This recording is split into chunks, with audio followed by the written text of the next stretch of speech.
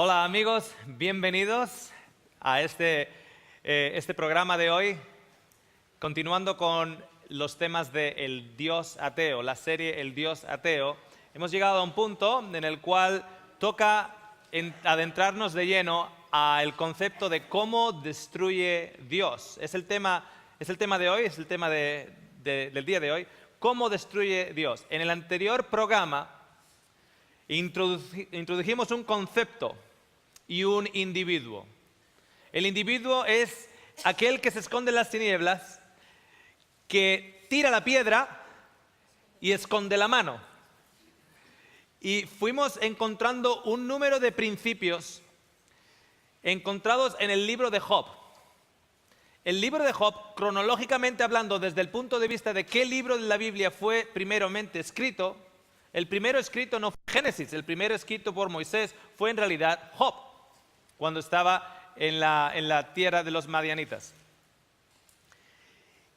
Y yo me pregunté en su día, hace un tiempo atrás, según peleaba con estos conceptos que he ido presentando con vosotros, con ustedes. Y si, dado que ese libro es el primero escrito cronológicamente, puede que ese libro en realidad nos esté dando ciertas claves, ciertas combinaciones para poder desgranar o decodificar ciertas otras partes en las Escrituras. En el programa anterior descubrimos que cuando ciertas tribus llegaron y aniquilaron a los pastores y aniquilaron los ganados de Job, sabíamos nosotros, por haber leído el libro y por saber lo que había pasado entre la conversación entre el enemigo y Dios, que era la voluntad del enemigo de ejercer esa voluntad para hacer el mal, instigar el corazón de hombres para que esos hombres llegaran a hacer el mal, aniquilar a otros hombres y robar la propiedad de otros hombres. También sabemos que en un momento determinado, fuego cayó del cielo y destruyó a los pastores y destruyó a los ganados de Job, y aquellos que lo vieron, el que sobrevivió de aquel desastre, fue a contárselo a Job y dijo: fuego de Dios cayó del cielo. También vimos que este mismo enemigo fue capaz de levantar un huracán para voltear una casa y que esa casa colapsara sobre los hijos de Job y estos murieran. En todo el libro de Job, desde ahí en adelante, ese enemigo que tiró la piedra y se escondió no volvió a aparecer. No volvió a aparecer en todo el resto del libro. Y a pesar de toda la queja de Job, Dios en ningún momento se le ocurrió decir: mira Job, te voy a decir algo que tú no sabes, porque estás asumiendo que todo esto que te está llegando, que yo fui el que tiró el fuego del cielo, que yo fui el que creó el huracán, que yo fui el que destruyó tus ganados. Todo esto lo hizo un poder antagonista al mío, un enemigo que ejercitó su libre albedrío para usarlo en contra tuya para dañarme a mí.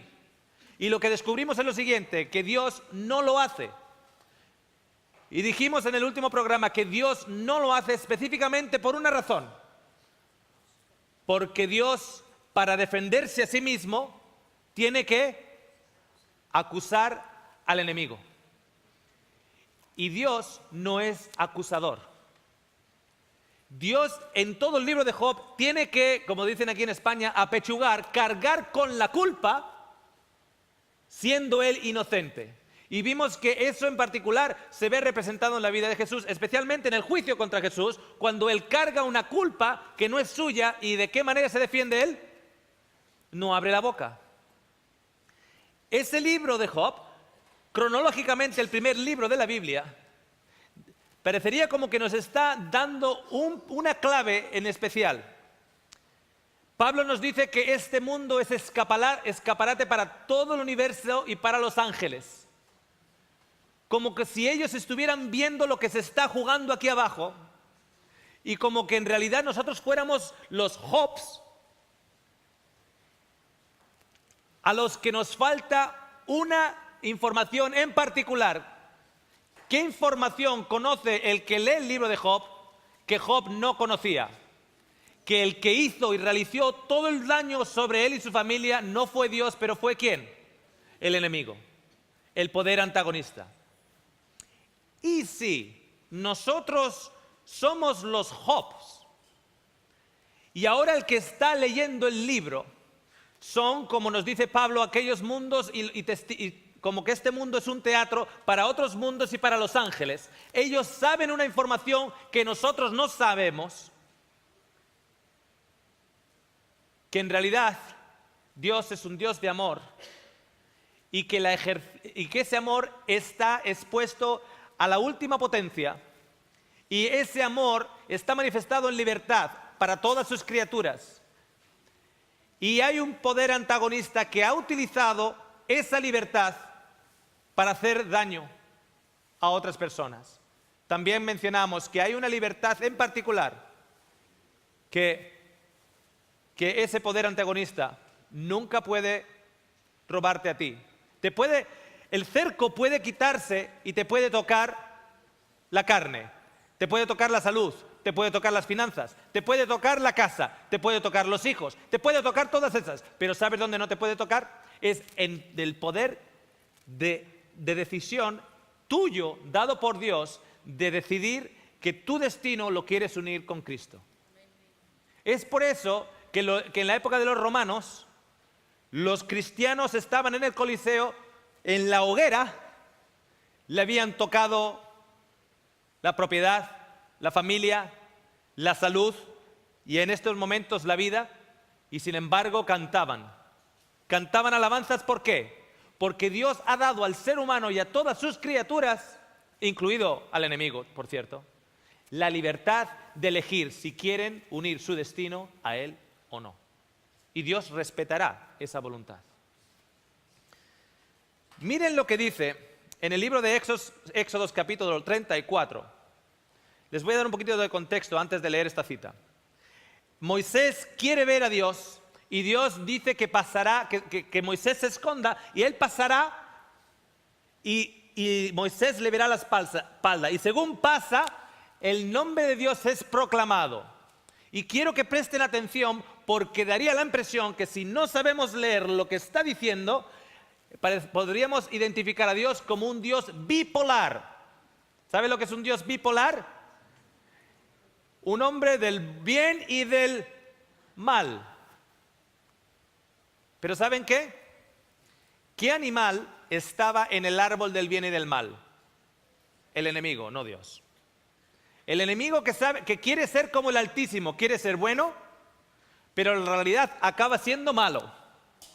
Y es la realidad en el mundo en el que vivimos. Hay cosas hermosas, una mamá con su bebé, y solo tienes que ir al hospital para ver lo malo, o a las cárceles. Y Dios no es bipolar.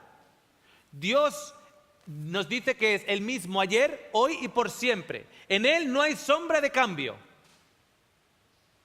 Es el mismo todo el tiempo. Y mira lo que pone. El Señor, cuando Dios pasa por delante de Moisés, se declara el nombre del Señor y dice lo siguiente: el Señor, Dios compasivo y clemente, lento para la ira y abundante misericordia. Hasta ahí todo bien, ¿sí? Todos amamos a ese Dios. Dice, y fidelidad, el que guarda misericordia a millares, el que perdona la iniquidad, perfecto, la transgresión y el pecado, y que no tendrá por inocente al culpable, el que visita la iniquidad de los padres sobre los hijos y los hijos de los hijos hasta la tercera y cuarta generación. La última parte ya se nos empieza a poner un poquito bipolar. Nos gusta la parte que dice que es bueno, que es comprensivo, piadoso, que perdona el pecado. Sin embargo, perdonando el pecado, luego nos dice que visita la iniquidad y rienda cuentas en la iniquidad de los padres a los hijos. Quiero que vean un poquitito la línea, porque hay algo ahí, un detalle que tenemos que darnos cuenta. ¿cómo es posible que Dios perdone el pecado y al mismo tiempo visite y rinda cuentas de la iniquidad? Si tú eres pecador, ¿por qué Dios te va a venir a visitar en tu pecado si en realidad Él perdona el pecado? ¿Qué causaría que Dios viniera a visitarte a ti en tu pecado si tú, como hemos leído antes en el mismo versículo, Dios perdona el pecado? Lo único que tienes que hacer es aceptar el perdón del pecado y ya está, ¿no? En lugar de vivir en la segunda parte del versículo, vive en la primera parte del versículo, ¿correcto? Ahora bien, ¿qué hace Dios cuando tú estás viviendo en pecado? Te visita. Tenemos a un hombre llamado Zaqueo, un cobrador de impuestos, ladrón. Se sube a un árbol para ver a Jesús. Ladrón como era. ¿Y sabes lo que le dice Jesús? Hey, Zaquías, ladrón como eres, iniquidor como eres, pecaminoso como eres, invítame a tu casa porque voy a cenar contigo. Leví era otro cobrador de impuestos. ¿Y saben lo que hizo Leví cuando Jesús le visitó en su iniquidad? ¿Saben lo que hizo Jesús cuando Jesús le visitó en su iniquidad? Le invitó a cenar a su casa. Y Jesús, aún en su iniquidad, sin antes arrepentirse, le visitó a su casa. ¿Qué hace Dios en la iniquidad del ser humano? ¿Qué hace cuando por una generación ha pasado ese pecado a la siguiente generación? Y tú estás ahora con 35, 40 años viviendo las consecuencias del pecado de tu padre en tu personalidad, en tus acciones, en tu frustración, en la manera en la que tratas a tu hijo. Estás hablando a tu hijo exactamente igual que tu padre. Ese mismo pecado que tu padre perpetró contra ti, tú lo estás perpetrando contra tu hijo. ¿Qué hace Dios? Te visita en tu iniquidad. Hasta la tercera y la cuarta generación. ¿Sabes por qué? Porque en tu iniquidad Él te recuerda que es misericordioso, abundante en misericordia y que perdona tu pecado. Y tú a los 35 años te tapas los oídos y no quieres saber nada de Él. Y sigues tu vida. Y llegas a los 50 años. Y esa iniquidad te ha llevado a maltratar a tu esposa y que tu esposa te abandonara. Esa iniquidad te ha llevado a una vida de alcoholismo y a una vida de miseria. ¿Y sabes lo que Dios hace en tu iniquidad? Te visita. Te visita en tu iniquidad para rendir cuentas de tu pecado y para recordarte que Él te puede perdonar, porque Él es misericordioso y abundante en bondad.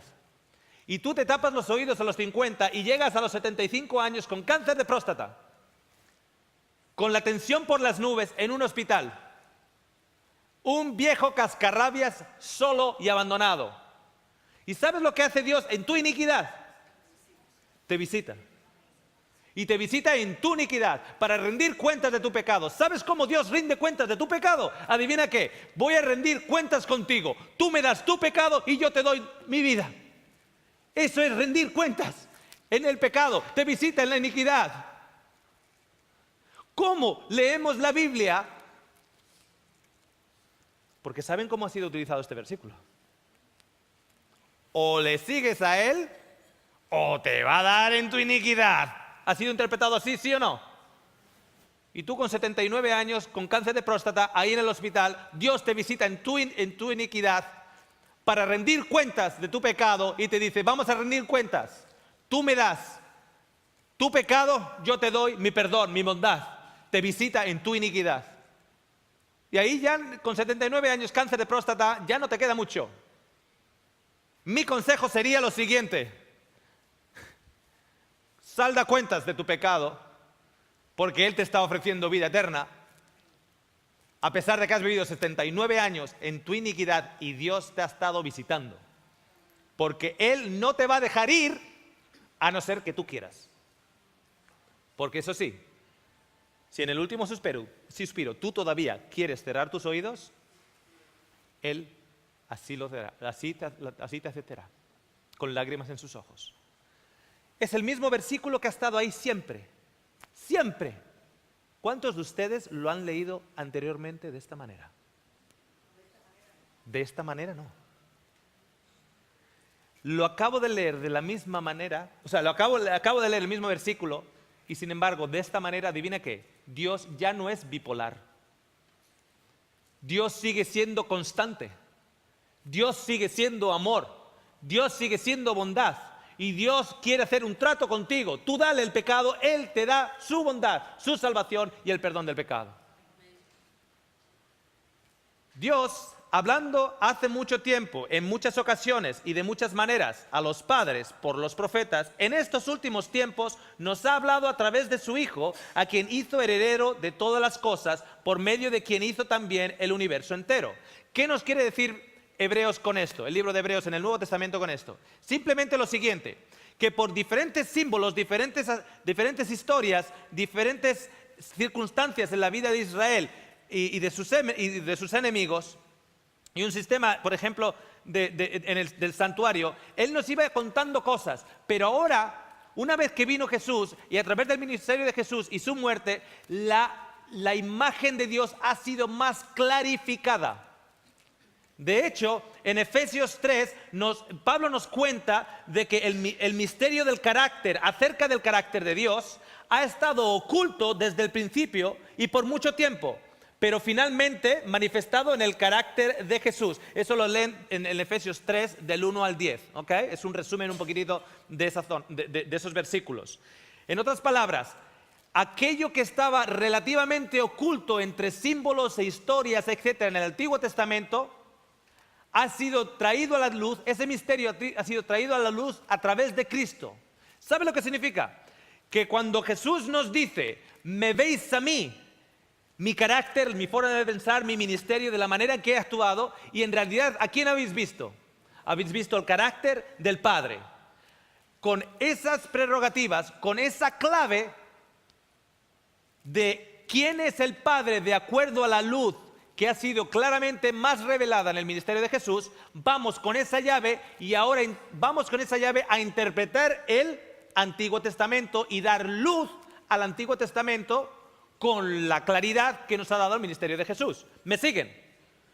De hecho, la Biblia está escrita de tal manera que deberíamos encontrar a Jesús en cada parte de la Biblia para que nos ilumine las partes que no entendemos. ¿Me siguen? Porque las partes antiguas estaban más oscuras, la parte del ministerio de Jesús, su muerte y resurrección, son las que dan a ese misterio luz. Dan la clave para abrir las contraseñas de esas partes oscuras en la Biblia. Bien, Jesús nos dice lo siguiente, que el enemigo fue un homicida desde el principio y no se ha mantenido en la verdad porque no hay verdad en él. Cuando habla mentira, habla de su propia naturaleza porque es mentiroso y el padre de la mentira. ¿De quién está hablando? Del enemigo, del poder antagonista de Dios. Ese poder antagonista que fue el causante de tanto daño en la vida de Job, por ejemplo. Nos dice que era homicida y que era mentiroso. Juan nos dice, oí una gran voz en el cielo que decía, ahora ha venido la salvación, el poder y el reino de nuestro Dios y la autoridad de su Cristo, porque el acusador de nuestros hermanos, el que los acusa delante de nuestro Dios día y noche, ha sido arrojado. ¿Qué características tiene también, aparte de ser mentiroso y aparte de ser asesino? Es acusador. La característica de acusador no pertenece a Dios, pertenece al enemigo. Pedro nos dice, sed de espíritu sobrio, estar alerta, vuestro adversario el diablo anda en acecho como león rugiente buscando a quien devorar. Todas estas son citas en el Nuevo Testamento que nos dan luz porque Jesús ha iluminado esa área en su ministerio para poder interpretar la gran controversia que se ha ido viviendo desde el principio de los tiempos en la humanidad. Y Pablo nos dice, no es de extrañar, pues aún Satanás se disfraza como un ángel de luz. Se disfraza como un ángel de luz. Quiero que noten esta cita, por favor. Dios obra día tras día, hora tras hora y en todo momento para conservarnos la vida, fortalecernos y restaurarnos. ¿Qué es lo que Él hace día a día? Trabaja para conservarnos la vida. ¿Por qué Él tiene que trabajar para conservarnos la vida? Porque la enfermedad, el padecimiento y la muerte son obra de un poder enemigo, antagonista. Satanás es el que destruye, Dios es el que restaura. Quiero que entiendan esto. Satanás es el que destruye, Dios es el que restaura. ¿Cómo va a destruir Dios? En 2 de Samuel, capítulo 23, leemos lo siguiente. Esto es el Antiguo Testamento. Se enojó el Señor y se encendió contra Israel. En otras versiones añaden, se encendió en ira contra Israel. E incitó a David contra ellos que dijesen, ve, cuenta a Israel y a Judá. ¿Saben a qué se refiere esta historia? Esta historia se refiere a que David decidió hacer un censo de cuánta gente tenía en Israel. David empezó a sentirse un poquito más por arriba de lo que realmente era. Se olvidó de que en su día había sido un pastorcillo y ahora era el rey David y quería, contar a Israel. Pero si nosotros leemos este versículo, ¿quién de una u otra manera le está diciendo a David que cuente a Israel? Que haga un censo de Israel. ¿Quién? Lo leo nuevamente. Se enoja el Señor y se enciende su ira contra Israel e incita a David contra ellos para que diga, ve y cuenta a Israel y a Judá. Entonces, según este versículo, ¿quién le está incitando a David a hacer este acto de vanagloria, de mirar, mira cuánta gente tengo bajo mi reino? ¿Quién? El Señor.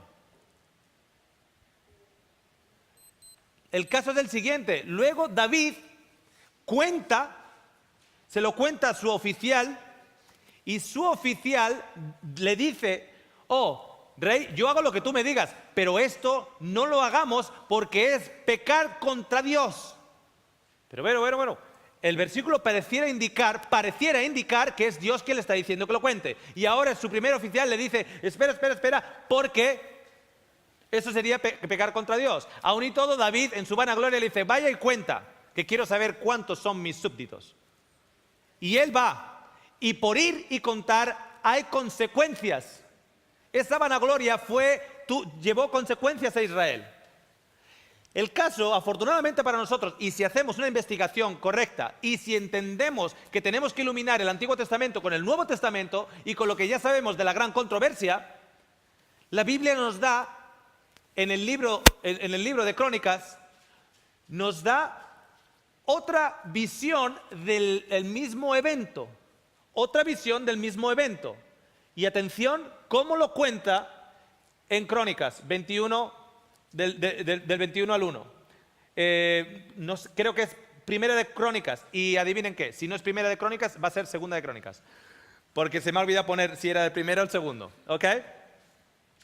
Pero Satanás, el enemigo, se levantó contra Israel e incitó a David a que contara a Israel. Un momento, porque hay contradicciones en la Biblia. ¿Han escuchado eso? Esto es una clara contradicción de la Biblia. En el libro de Crónicas, o bien primero o segundo, no recuerdo. Primera de Crónicas, perfecto. Primera de Crónicas 21 nos dice que es Satanás quien incita a David. Pero anteriormente hemos visto que en el libro de Samuel, segundo de Samuel, era Dios que estaba enojado y le dice, ve y cuenta. ¿Cómo reconciliamos? ¿Quién fue? Pregunta, ¿quién fue? ¿Dios o Satanás? Satanás, pero no dice Dios. Les voy a explicar cómo funciona la cosa. Satanás, el enemigo, incita en su vanagloria porque Dios es bondadoso, Dios es humilde y Dios no te va a incitar a la vanagloria. Pero aquel que se hace a sí mismo querer ser como el Altísimo, ese sí que tiene un carácter para incitar a la vanagloria. ¿Me siguen? Él le incita a la vanagloria a David y David empieza a sentir que no es una mala idea después de todo. El Espíritu del Señor empieza a tratar de dialogar con David. Pero David ya está listo en sus decisiones y le ha gustado realmente la idea. Entonces Dios le dice, ve y cuenta. ¿Se dan cuenta? El enemigo le dice a David, pues va a ser una buena idea que cuentes porque al fin y al cabo ya no eres un pastor, eres el rey David. David se eleva. El Espíritu de Dios trata de dialogar con él. Trata de decirle, tranquilo, humilde, ese no es mi espíritu. Pero David ya está puesto en sus caballos diciendo, lo voy a contar. Entonces Dios dice, cuéntalo. ¿Por qué?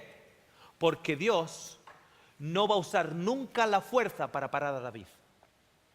Entonces, en un versículo nos está diciendo quién realmente lo está instigando y en el otro lo que nos está diciendo es de qué manera Dios está actuando con la humanidad. Si realmente lo quiero, y Dios ¿qué dice? Tómalo. Porque Dios, aunque es poderoso, está limitado por su carácter y Él no te va a imponer tu libertad. ¿Me siguen? Ok. ¿Cómo murió el rey Saúl? El rey Saúl fue el primer rey de Israel, primer rey de Israel. Lo eligió el pueblo. Y digo lo eligió el pueblo porque no lo eligió Dios. Dios había advertido a Israel, no cojáis reyes como las otras naciones tienen reyes, porque los reyes empiezan con su vanagloria, empiezan a pelear para proteger lo suyo. Y de repente tú como nación vas a luchar contra otros reyes para defender en realidad al rey tuyo y la propiedad del rey tuyo. Y ese rey te va a hacer siervo a ti. No cojáis reyes. Adivinen qué hace Israel. Queremos rey. Adivina qué dice Dios. Cojan rey. ¿Por qué dice Dios cojan rey? Porque Dios, si tú realmente lo quieres, Él te va a dar los deseos de tu corazón. Él te va a dar los deseos de tu corazón. Y el deseo del corazón del pueblo es, queremos rey. Y Dios dice, cógelo. Y adivine qué hizo este rey. Efectivamente, las batallas empezaron a pelearse y empezó a tener siervos y de hecho tenía que ir para las batallas, tenía que comprar mercenarios para ir para las batallas, a sus propios siervos, a sus propios hermanos en Israel. Y la historia cuenta lo siguiente, este rey dice que fue a la batalla y la batalla la estaban perdiendo y cuando se vio que sus hijos habían ya muerto, cuenta lo siguiente.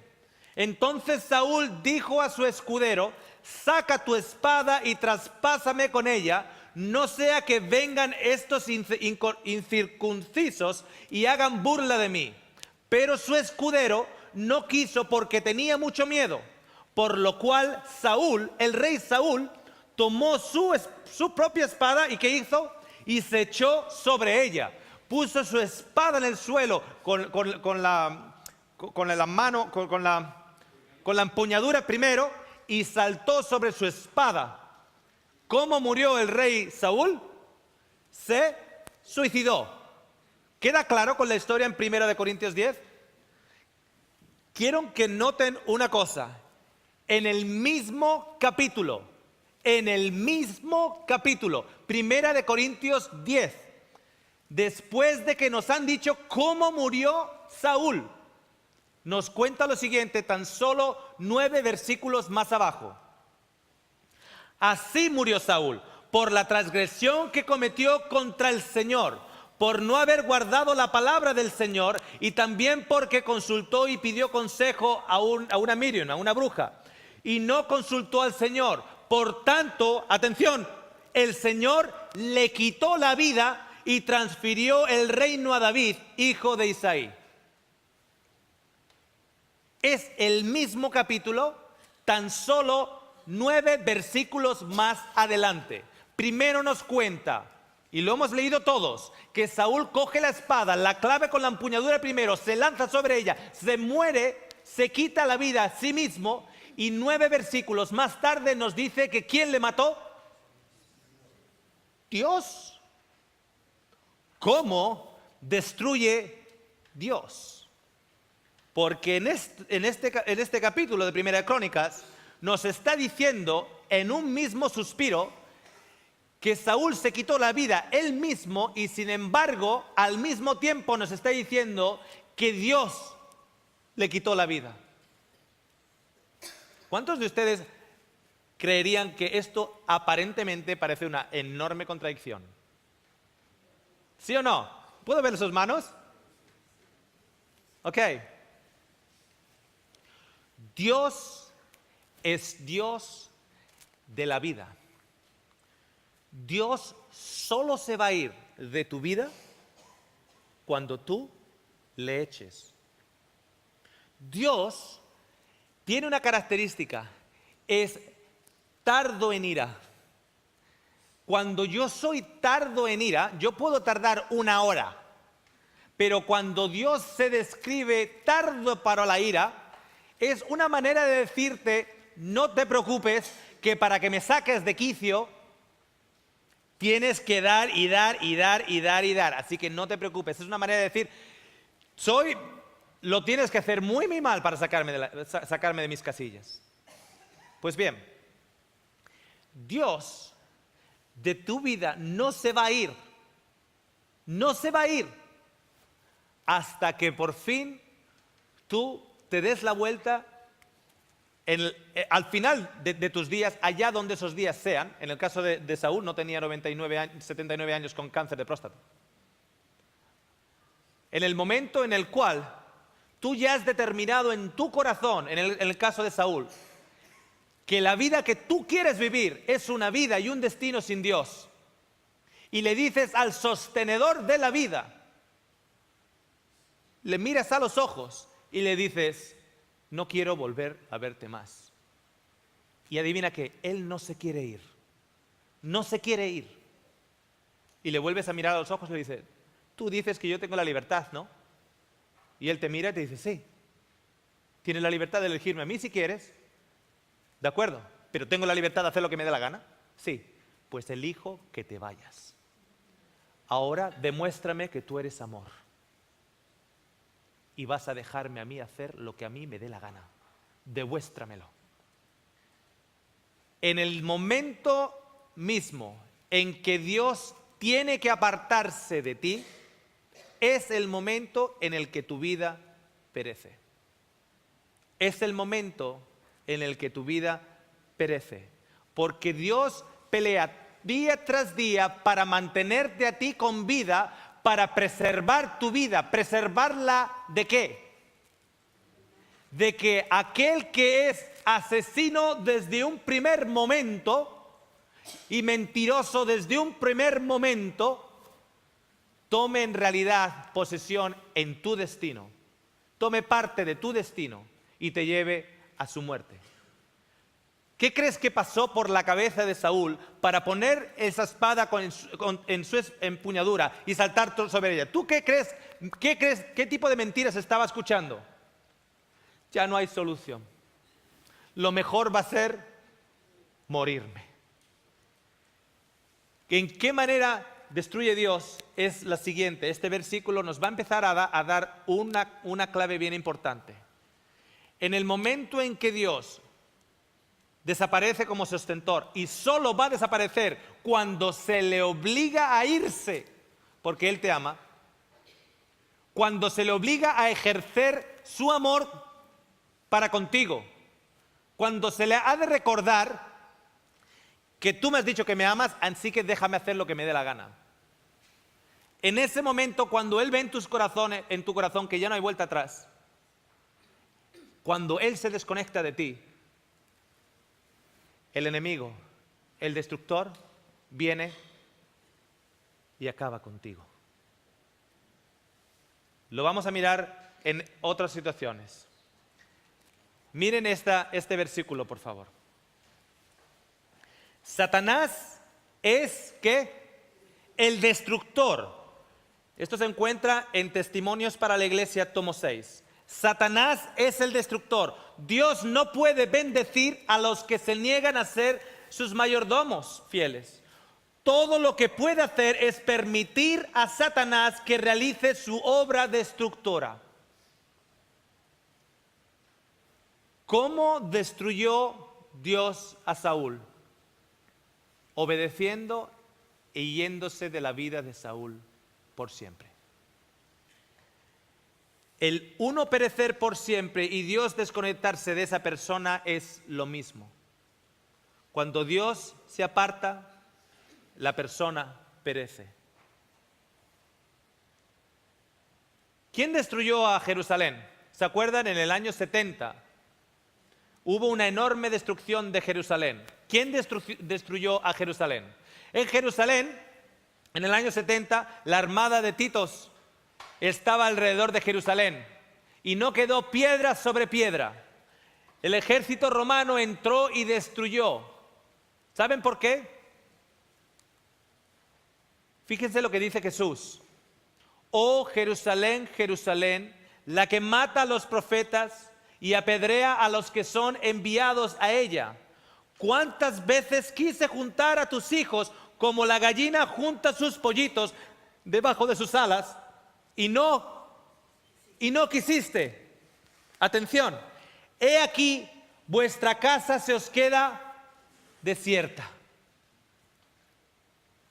Oh Jerusalén, cuánto yo deseé poneros como la gallina cubre a sus pollitos. ¿Por qué la gallina cubre a los pollitos? ¿Para protegerlos de qué? Del águila que acecha, ¿correcto? Cuando la gallina se aparta, cuando esa gallina se aparta, el águila que acecha viene y consume a los pollitos. Y yo me imagino gallina por un momento y me imagino lo siguiente.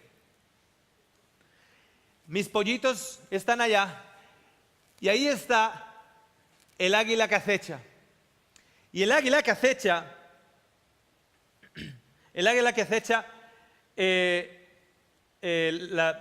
yo como gallina lo estoy cubriendo a mis pollitos.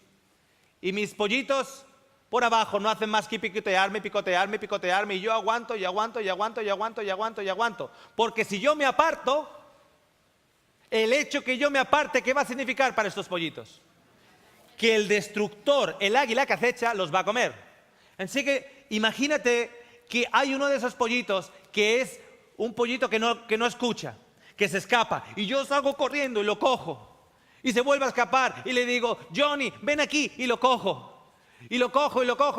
Y este pequeño pollito llamado Johnny me pisa en la pata de gallina y me pica y me mira a los ojos y me dice, yo quiero ser libre. Déjame ser libre. Y yo aguanto y se me escapa, y en esto que se me escapa me mira y me dice, no me detengas. Pero Johnny, ven para aquí, no me detengas, no quiero. Y en ese momento, el águila destructora viene, consume a ese Johnny. Esa madre gallina se va llorando a la casa diciendo, destruí a mi hijo. Porque no estaba bajo mi ala, destruí a mi hijo. Porque el hecho de que el hijo no estuviera bajo el ala es sinónimo de destrucción. En realidad, ¿quién lo destruyó? El aguilucho.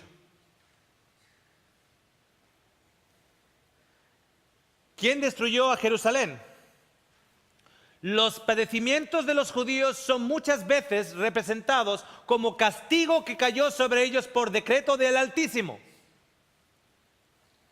Pero atento a la cita. Así es como el gran engañador procura ocultar su propia obra. Por la tenacidad con que rechazaron el amor y la misericordia de Dios, los judíos le hicieron retirar su protección y Satanás pudo regirlos como quiso. Las horrorosas crueldades perpetradas durante la destrucción de Jerusalén demuestran el poder con que se ensaña Satanás sobre aquellos que ceden a su influencia. Jesús dijo, oh Jerusalén, Jerusalén, la que mata a los profetas y apedrea a los que los ha enviado a ella. ¿Cuántas veces quise juntar a tus hijos como la gallina junta sus pollitos debajo de sus alas y no quisiste? He aquí vuestra casa se os deja desierta. ¿Por qué? Porque Dios es amor. Israel no quiso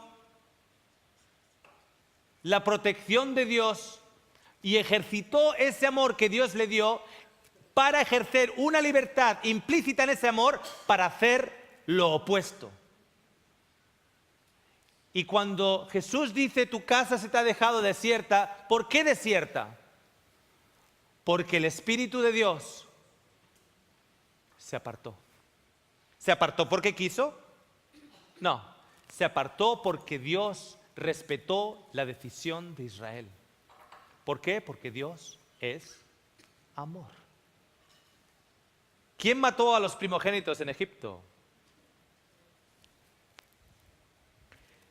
En Egipto, el primogénito del faraón y el primogénito incluso del ganado fue aniquilado.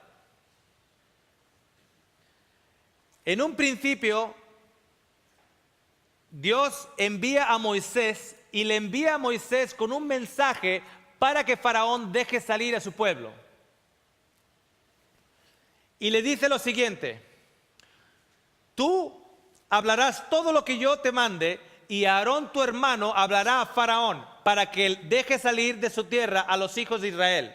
Pero yo endureceré el corazón de Faraón y Faraón no os escuchará. Entonces pondré mi mano sobre Egipto.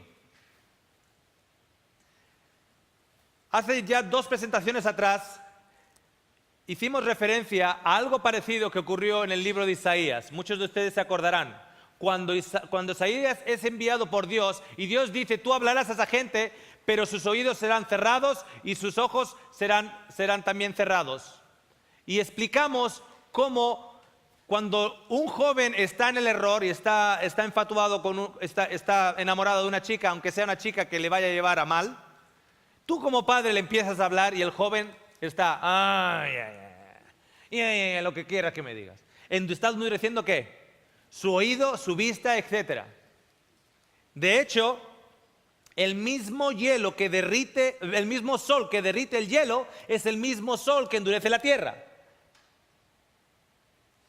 Cuando Dios está diciendo que yo voy a endurecer el corazón del faraón, significa que cuando tú vayas en mi nombre y le pidas y le hables de mí, él va a ser como un adolescente que no quiere escuchar. Y cuanto más le hables, más se endurece. Como un padre que quiere lo mejor para su hijo y su hijo no quiere escuchar. No es Dios, fíjense en esta cita, no es Dios quien ciega los ojos de los hombres y endurece su corazón. Él les manda luz para corregir sus errores y conducirlos por sendas seguras. Es por el rechazamiento de esta luz que los ojos se ciegan y el corazón se endurece. Es cuando rechazas la luz que tú te endureces. La misma luz, cuando tú la rechazas, causa en ti no bendición, pero endurecimiento. ¿Me siguen? Entonces, en una y otra vez, hay diferentes muestras y oportunidades para que los primogénitos puedan salir. Las primeras 3 plagas en Israel en Egipto caen sobre ¿cuántas personas? Caen sobre todos aquellos que habitan en Egipto, sobre todos, judíos e egipcios, sobre todos.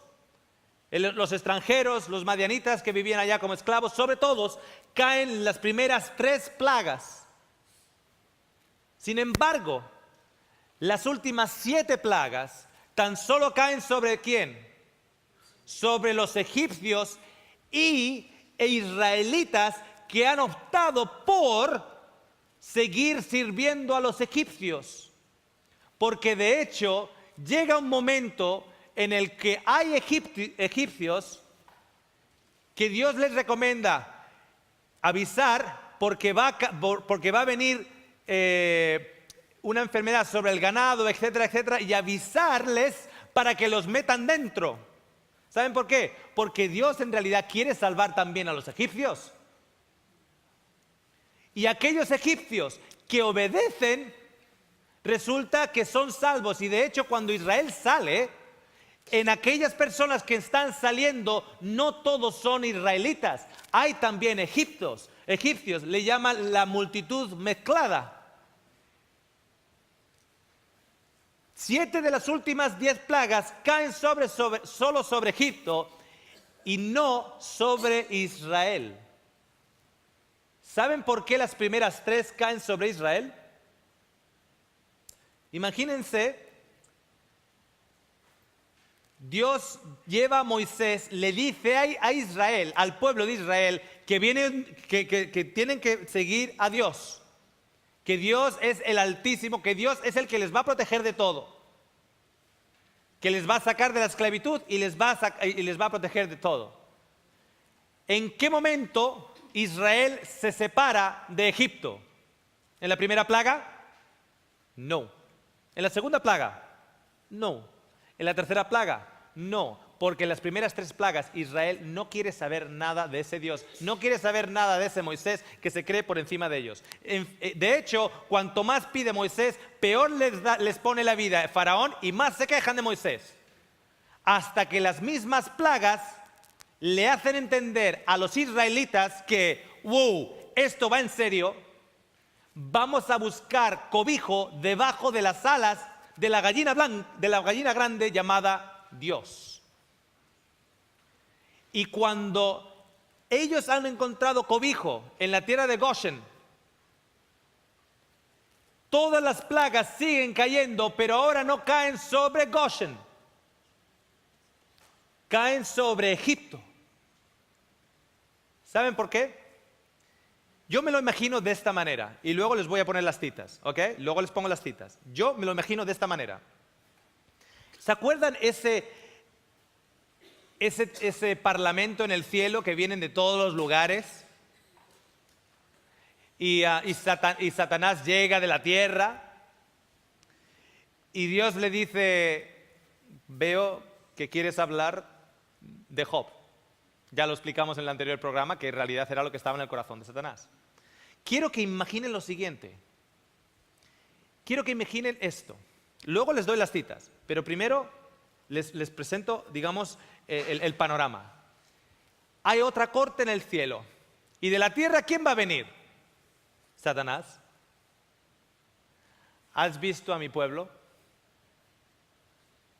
¿Has visto a mi pueblo? Lleva 400 años de esclavitud. ¿Has visto cómo he sacado a Moisés? Y con Moisés lo voy a sacar de ahí. Lo único que Dios está haciendo es traer a pensamiento lo que ya está en el pensamiento del enemigo, porque el enemigo quería matar a Moisés desde un principio. ¿Se acuerdan? Desde un principio quería matar a Moisés. Moisés tiene ahora 80 años y sigue vivo.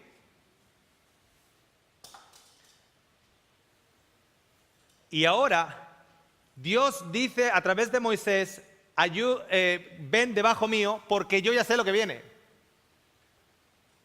Llega la primera plaga, la segunda plaga, la tercera plaga. Todos los que quieren se van debajo del cuidado de Moisés. Llega la cuarta, la quinta, la sexta, la séptima, la octava y la novena. en contra de aquellos que no están bajo la protección.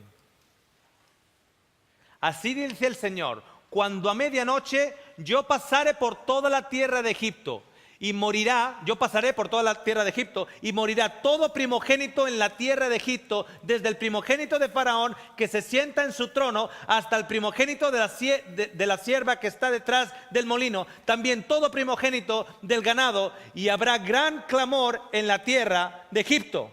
Y luego nos dice lo siguiente, en el siguiente capítulo: y la sangre será en las casas donde estéis. Había que matar un cordero, y ese cordero tenía que ser con su sangre como señal en las casas en las cuales la protección del Señor estaba presente. Y en aquellas casas donde la protección del Señor no estaba presente, ¿saben lo que iba a pasar? Que el primogénito iba a morir. Y cuando yo vea la sangre, posaré sobre vosotros, y ninguna plaga o destrucción vendrá sobre vosotros para destruirlos cuando yo hiera la tierra de Egipto. ¿Cómo Dios hirió la tierra de Egipto? Atención, y quiero que presten atención al comentario bíblico de estos textos. Si tienen un segundito, por favor, sigan conmigo leyendo, porque es importante. Los que hubiesen dejado de cumplir las instrucciones específicas de poner la sangre y como símbolo de que estamos bajo la protección de Dios, las instrucciones del Señor, habrían perdido su primogénito por obra ¿de quién? Del destructor. ¿Por obra de quién? Del destructor. Pero a ningún hogar de Israel llegó el ángel exterminador. En inglés, porque esta cita está traducida del inglés, lo dice Death Dealing Angel, el ángel de la muerte. Pero Dios es el Dios de la vida. La señal de la sangre garantiza de la protección del Salvador. Estaba sobre sus puertas, y el exterminador, el destroyer, el que destruye, no entró. A la medianoche hubo un gran clamor en Egipto, porque no había casa donde no hubiese muerto. Todos los primogénitos de la tierra, desde el primogénito de Faraón, que se sentaba sobre su trono, hasta el primogénito del cautivo que estaba en la cárcel, y todo primogénito de los animales, había sido heridos por el, ¿quién? Exterminador, por el destructor. Esta cita viene del inglés y lo llama el destroyer. Pregunta: ¿cómo destruyó Dios a cada uno de los primogénitos en Egipto? Porque mientras estaba con sus alas protegiendo, porque se decía que me pondré sobre ellos, pasaré sobre ellos. La palabra Pascua significa que el Señor pasa por encima o cubre por encima. Atención, ¿acaso Dios cubre por encima a Israel para proteger a Israel de sí mismo? Es como que yo tenga a mi esposa y yo proteja a mi esposa para no golpearla yo mismo. ¿Tiene sentido? ¿Tiene sentido? No. ¿Dios protege a Israel de sí mismo? No. Pero mientras está protegiendo a Israel y todo aquello, por cierto, porque había también egipcios, a todo aquel que había marcado en su casa declarando que yo quiero estar bajo la protección de Dios, cuando Dios los estaba protegiendo, al mismo tiempo, con su cabeza girada, veía cómo el destructor estaba entrando en las casas y matando a babies, y matando al primogénito del esclavo y a aquel que estaba en la cárcel, y con lágrimas en los ojos, él sin poder hacer nada. ¿Por qué Dios no podía hacer nada? Porque Dios está limitado por su propio carácter. Y por su propio carácter tenía que respetar la decisión de aquellos que no quieren unir su destino a Él. Dios destruye porque Él es el dador de la vida. En el momento en el cual se ve forzado a apartarse de ti. ¿Y quién le fuerza? Tú. ¿Quién le fuerza? Tú. Quiero que presten atención a esta cita. Dios no asume nunca para que el pecador, para el pecador, la actitud de un verdugo que ejecuta la sentencia contra la transgresión, sino que abandona a su propia suerte a los que rechazan su misericordia para que se recojan los frutos de lo que han sembrado sus propias manos. Dios destruye cuando se ve forzado a negarte la vida. ¿Y quién le fuerza a que te niegue la vida? Tú. En el momento en que tú, en tu corazón, definitivamente has cerrado la puerta a Dios, el destructor que siempre te ha odiado, llega como ave de rapiña y te destruye. ¿Sabes por qué te odia el destructor? Porque ese destructor causó un agujero en el cielo de 1/3 de los habitantes del cielo. 1/3 nos dice de aquellos ángeles se fueron. Cuando este destructor escucha que Dios ha creado, porque eso ocurre antes de la creación de la tierra, cuando ese destructor escucha que Dios ha creado unos seres que a través del amor pueden llegar a procrearse y procrearse y procrearse, él, que no es tonto, se da cuenta de una cosa: que el plan de Dios es que esos seres lleguen a alcanzar un número. ¿Saben cuál número? El número exacto que coincida con el hueco dejado en el corazón de Dios en el cielo. 1/3. ¿Sabes cuál es el plan de Dios para ti? Vivir con Él por siempre, de la misma manera que Dios había planificado para Lucifer y aquellos ángeles que se fueron, que convivieran con Él por siempre. Ellos eligieron no poner ese destino su destino junto al de Dios, y dejaron un vacío en un plan. Ese plan es el de vivir con Dios por siempre, donde no habrá enfermedad, donde no habrá sufrimiento, donde nadie va a morir de cáncer. El destructor te odia a ti porque tú vas a coger su sitio si tú decides elegir lo contrario que él eligió: unir tu destino al destino de Cristo, al destino de Dios, y ponerle a Él como parte de tu destino.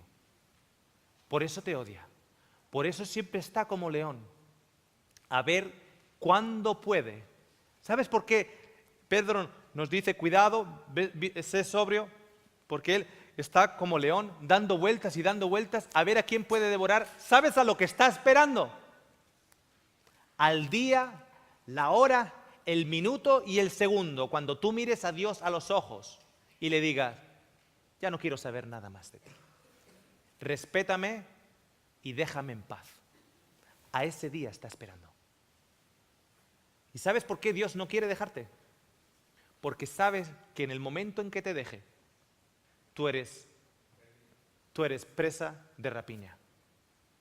En el momento en que Él te deje, eres presa de rapiña. ¿Sabes cuál es la enorme ironía?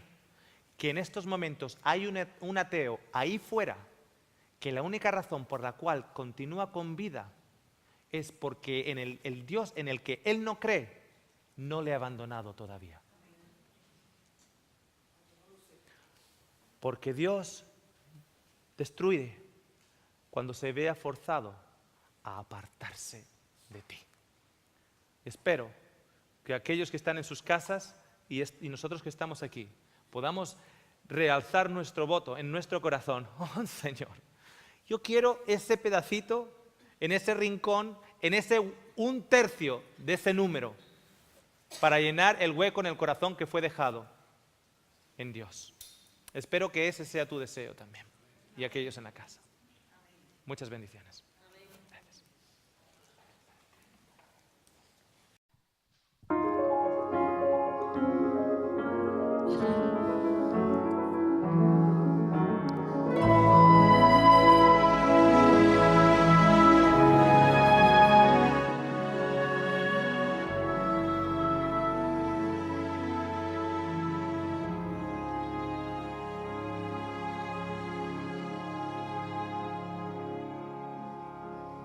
Creo en ti cuando la luna cae y trae el florecer.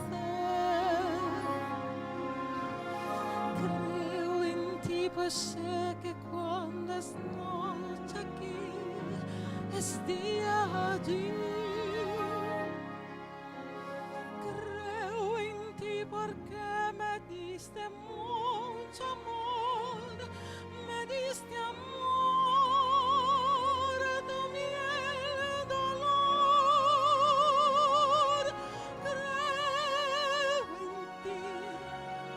Creo en ti, la paz extendió su gracia a Dios. Yo creo en ti. Si la tempestad de la tierra hostigare, yo creo en ti. Cada vez que en este mundo puedo ir, alguien a cantar, algo llorar, diré, oh, creo en ti.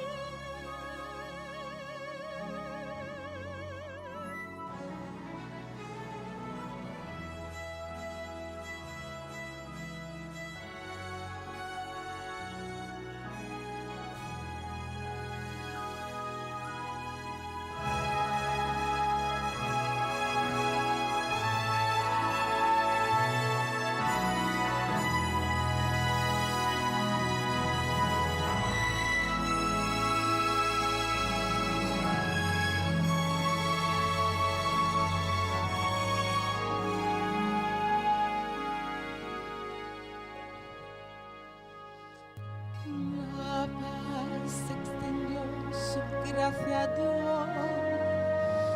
Yo creo en ti. Si la tempestad de la tierra hostigare, yo creo en ti. Cada vez que en este mundo puedo ir, alguien a cantar, algo llorar, diré, creo en ti.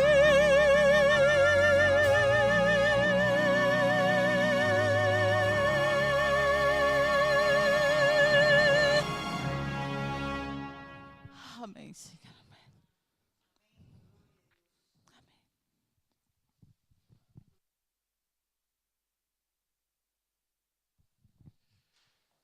Muchas gracias y gloria a Dios, como dice la hermana, por este hermoso mensaje primero y mensaje segundo, que ha cerrado el mensaje primero.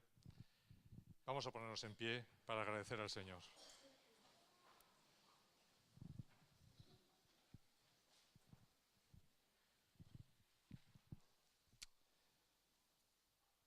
Querido Señor, gracias por el mensaje de esta noche.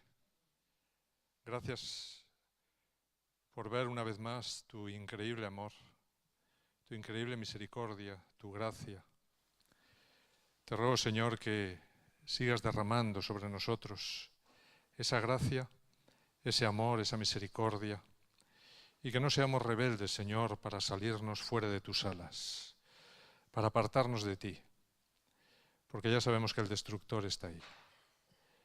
Te ruego, Padre, que tú nos cobijes, que tú nos des consuelo, que tú enjugues, Señor, nuestras lágrimas cuando pasamos por valles de sombra y de muerte, y que tengamos la seguridad en todo momento que tú estás ahí, Señor, con tus alas cubriéndonos.